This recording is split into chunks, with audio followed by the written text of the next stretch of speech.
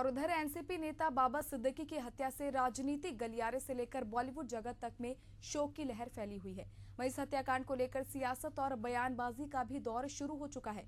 क्या कुछ कहना है नेताओं का, आइए जानते हैं। हमारे दोस्त पूर्व विधायक बाबा सिद्दीकी जी का देहांत हो गया, ये खबर आज मिली है।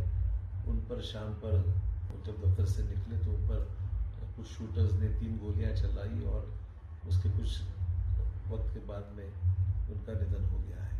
हम सबके लिए बहुत ही दर्द भरी खबर है, बहुत ही हम दुखी हैं।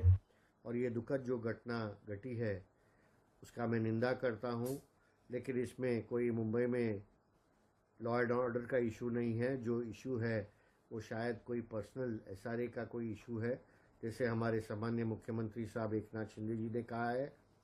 और इसकी गहरी तहकीकात होनी चाहिए और ये हमारी मांग सरकार से रहेगी।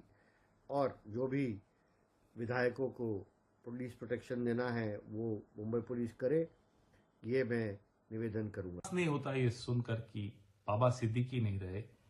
हमारे दोस्त, 3 दशक पुरानी हमारी दोस्ती, कांग्रेस में कई साल इकट्ठे हमने काम किया। बीच बंबई के एक इतने वरिष्ठ राजनेता की यूं इस तरह गोली मारकर हत्या कर दी जाए, ये सुनकर विश्वास नहीं होता।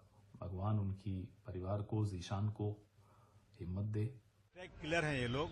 अब किसने भेजे है, किसने किया है, अब ये इंक्वायरी में आएगा। लेकिन मैं समझता हूँ बाबा सिद्दीकी का इनकी कोई किसी से दुश्मनी नहीं थी और ये बहुत ही लवली, बहुत ही फ्रेंडली आदमी थे।